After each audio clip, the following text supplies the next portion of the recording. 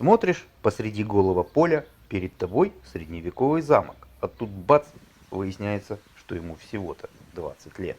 Всем привет! Я Игорь Бутров, и как и обещал, мы сегодня пройдемся по необычному замку Раводинова, что под Созополем.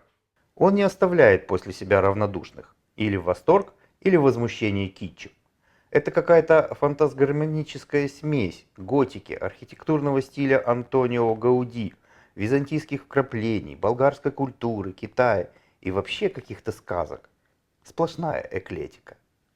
Кстати, место для строительства замка выбрано отнюдь не случайно, а с учетом интересного природного феномена. Чем сильнее греет и печет жаркое летнее солнце, тем более прохладный ветер веет на территории имения. Именно этому феномену и обязан замок своим именем – влюбленный в ветер. Так назвал его хозяин вот уже 20 лет, строящий его с сыновьями и бригадой местных цыган. Сам Георгий Тумпалов – личность в Созополе известная.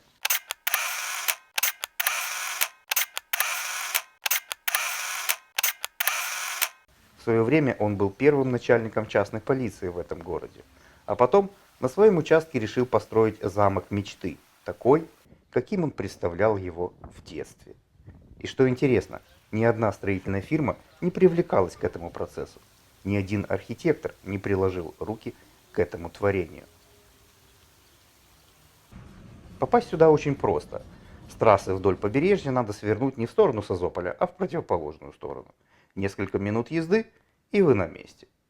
Несколько разочаровывает, что в сам замок войти нельзя. Там до сих пор идут строительные работы. Было бы правильнее открыть для посещения хотя бы пару комнат. Все же плата за билет немалая, 10 евро. Кстати, если купить билет через сайт, то можно сэкономить 10%. Ссылка на сайт замка под видео.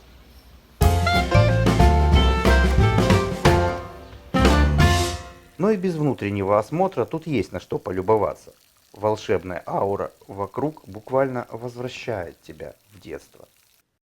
Прямо со входа нас встречают массивные ворота с башнями, которые могли бы быть отличной иллюстрацией к сказке про графа Дракулу, например. Сразу за ним гигантская статуя Спартака. Хотя, если присмотреться, он один в один смахивает на хозяина замка. Ну, тоже правильно. Оставил потомкам на память, так сказать. Вокруг замка разбит большой и зеленый парк с несколькими озерами и прудами, а также множеством скульптур, беседок, мостиков, гротов, фонтанов и бронзовых скамеек.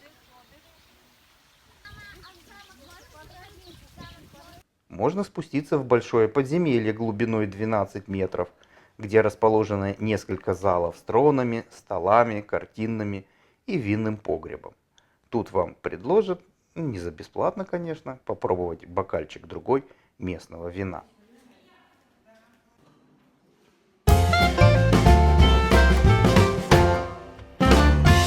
Недалеко от подземелья расположена небольшая часовенка.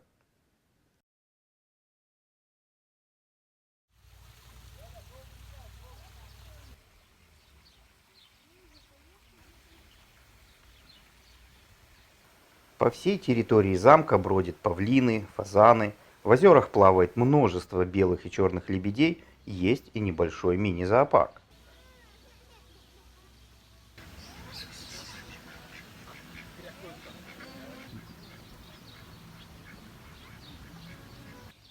Специально для детей построена детская площадка с качелями и батутом, причем развлекаться и играть на ней можно абсолютно бесплатно.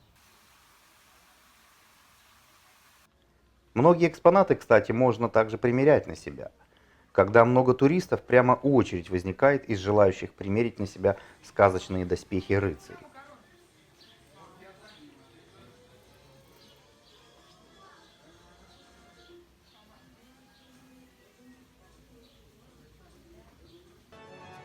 Между прочим, этот замок настолько впечатлил Голливуд, что его выбрали локацией для съемки в 2013 году американского фильма «Спящая красавица».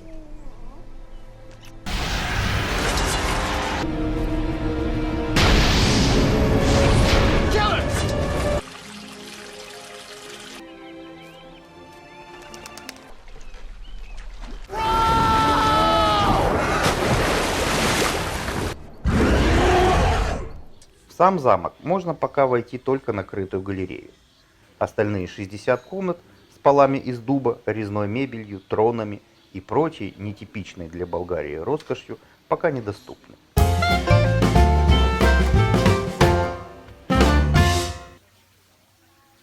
Поговаривают, что в будущем тут откроют отель класса люкс с большой спа-зоной, аналогов которому в Болгарии попросту нет.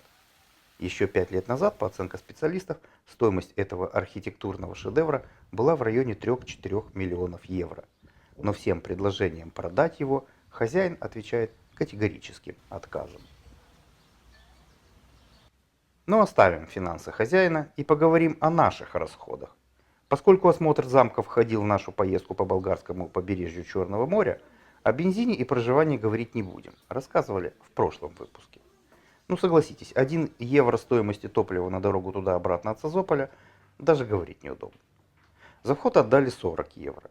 Вина не дегустировали. По секрету нам рассказали, что ничего особенного. Поэтому вся поездка сюда обошлась нам в 41 евро. И их было совершенно не жалко.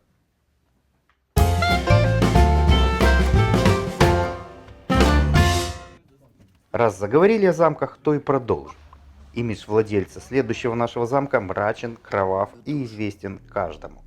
Но на самом деле в этих стенах трагедия разыгралась лишь раз, когда в нем умерла королева. Наше очередное путешествие в замок Бран в Румынии. Жмите кнопку «Подпишись», ставьте лайки, пишите комменты и свои впечатления, если вы были в этих местах. Ведь все, что мы рассказываем, кто-то обязательно использует в своем путешествии. С вами был Игорь Бутров. До встречи через неделю.